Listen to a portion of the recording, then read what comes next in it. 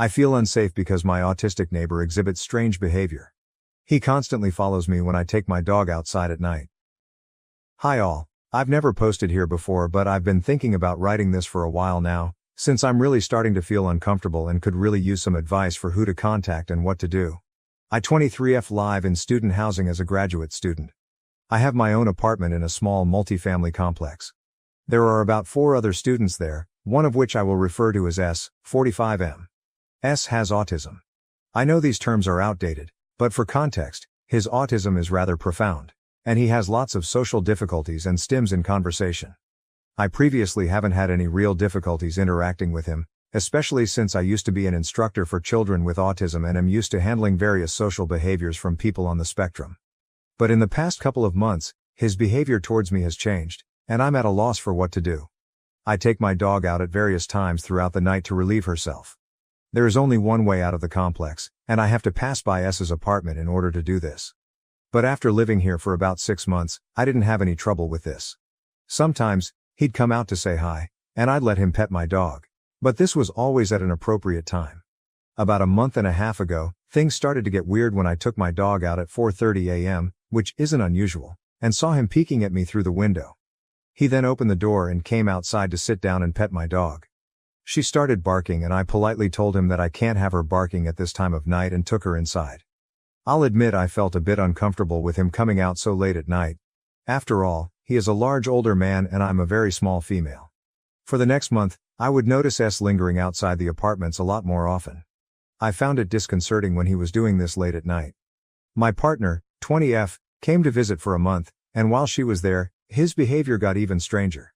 Nearly every time I took my dog outside, he would open his door and come out to talk to me, which made me uncomfortable because it seemed he was actively watching for me. But when I asked my partner to come out with me, he would open the door, see her with me, and then close the door without a word. It got to the point where I no longer wanted to take my dog out alone and eventually put up a security camera for peace of mind. The day my security package was actually delivered, my partner was up having a school Zoom meeting in my kitchen, while I slept. Apparently, during the meeting, she started to hear him yell my name outside my door, followed by, "Package." And she ignored it, but it went on for several minutes. This made me really nervous to hear about, and after I put the camera up the behavior slowed. But the other day, my partner went back to her home state again, and S's behavior changed again. He came up to me on the way back from doing laundry in our shared laundry room and asked me if I was a lesbian. I was kind of taken aback, but figured since he has autism, he doesn't really understand if a question is inappropriate. But 2 days later, it got worse. I was taking my garbage out, and there's a small alley between our apartments and the dumpsters. There is only one way in or out. It was nearly midnight and I checked the cameras first to ensure I was alone before going out, but when I turned around, he was standing in the alley, nearly blocking my way out. He looked on the verge of tears. I awkwardly said hi and stepped around him so I wouldn't be cornered in the alley, and he started confessing a variety of emotional and family problems to me. I could see he was having a hard time, so I was polite and answered him and advised him to see a therapist if he needed someone to talk to. He then said something odd to me about not having a partner and how he wanted one really badly, not to put me on the spot, and mentioned he knew about my current partner. Of course, now I think I see why he's been acting so strange towards me. Here's the thing though. He's still following me outside when I take my dog out, and sometimes will just stand there quietly and watch if I'm not engaging with the conversations he's trying to start. I have started carrying pepper spray and will admit I'm feeling very concerned for my safety. My mom says it's a harmless crush and I should just politely tell him to stop cornering me, but I don't know how to safely have this conversation, just in case I may actually be in danger, and I don't feel comfortable doing so. Any advice on what I should tell him to make him understand his behavior is making me feel unsafe? Should I even tell him? Even though he has autism, I feel like he should know not to corner me in an alley at midnight. My school does not have many people working during the summer, and I'm not sure who I should report this to, if I do. Several people close to me who have met him, including someone who is also on the autism spectrum, are telling me to not confront him and just report this behavior. But again, my parents just say his autism is making it difficult to understand that his sudden change in behavior is off-putting, and he's getting over a harmless crush. Either way, I feel unsafe at times, and I want to hear some advice from you guys as to what I should do. Advice from anyone on the spectrum would be especially appreciated, since I want to know if maybe I'm just misinterpreting his challenged social skills as something more concerning. Thank you so much. Update. Thank you all for the replies. You guys are so helpful and have helped me realize the danger I'm in. I want to believe this is the best case scenario, where he just doesn't realize his behavior is inappropriate. Logically, this is the most likely case, but I have to base my actions around a worst case scenario. My gut says something is very wrong. You guys are right that I need to listen to that. My safety has to take priority over his feelings, and I will be doing everything I can to avoid interactions with him. This weekend, he hasn't come up to me directly. He has, however, been coming outside at night after 2:30 a.m., searching the yard where I usually take my dog, and then going straight back inside, 2 nights in a row now, as caught multiple times by my camera.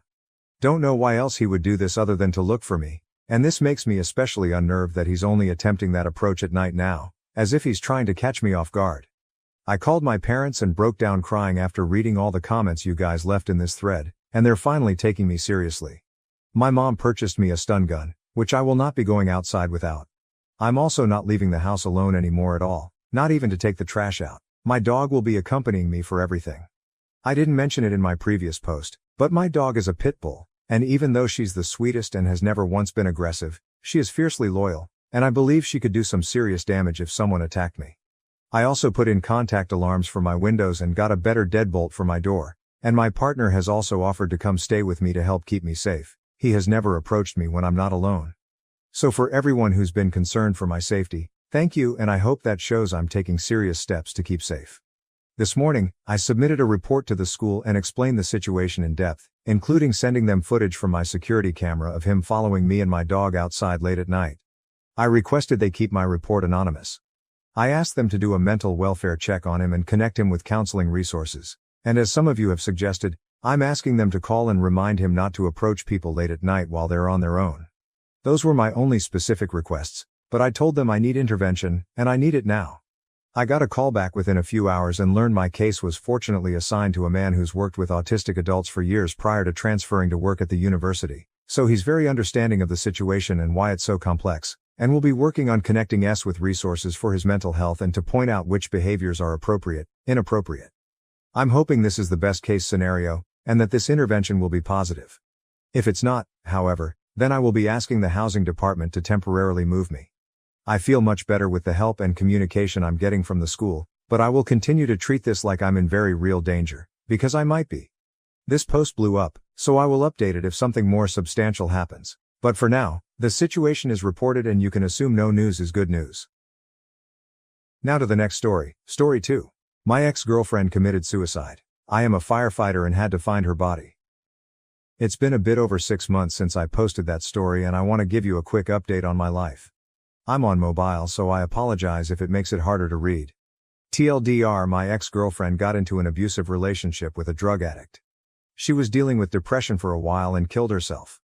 I am a firefighter in NJ, but go to school in NH. I received the call and conducted research to find her. I drove back down to help with the search. We found her body in the woods and she wrote me a suicide note. Where I left off was me upset about the situation and upset with the world, and most importantly, upset with myself. I was in a dark place for a while after that. I drank and shunned out everyone but my friends who were helping me. For a good amount of time I distanced myself from any girl who I met. The funeral wasn't long after and Jim didn't even show up.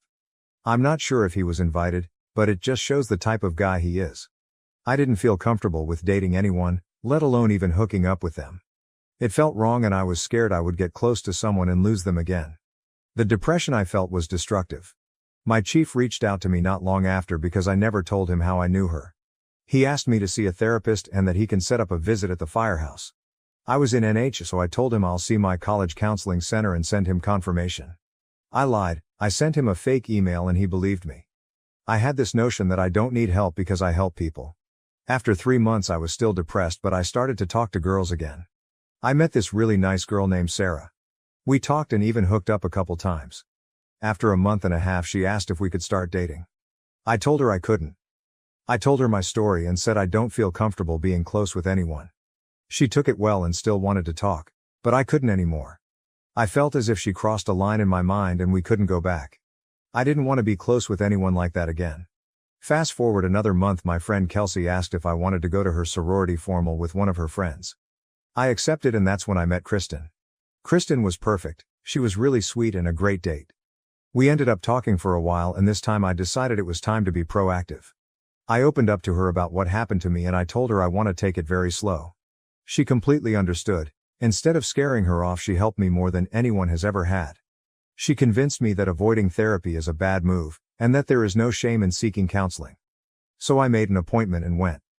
The therapist told me about a suicide prevention org on campus that I should join and tell my story. I joined them, and they had suicide prevention events where people tell their stories to help others. I did my first story, and Kristen and a bunch of my friends went to support me. It was one of the most touching moments of my life, standing up on that stage and seeing all those people. I continued doing these events, and Kristen went to every single one. After 6 months, I told her I'm ready to start dating, but to understand that I may be distant at first because I'm not used to this. She understood. We've been together for 8 months, and she's amazing. She's the nicest and most supportive person I've ever met. Every time I'm in NJ, I go to Lydia's house and support her mom. On Christmas, I got a crew to come to her house and deliver presents to her mom's boyfriend's autistic son and her nephews. The way I was able to get relief from my pain was helping others. And if it wasn't for Kristen, I wouldn't have the guidance to do it. Thank you for watching. If you haven't subscribed yet, please do so and hit the notification bell to stay updated with more shocking real-life stories happening around you.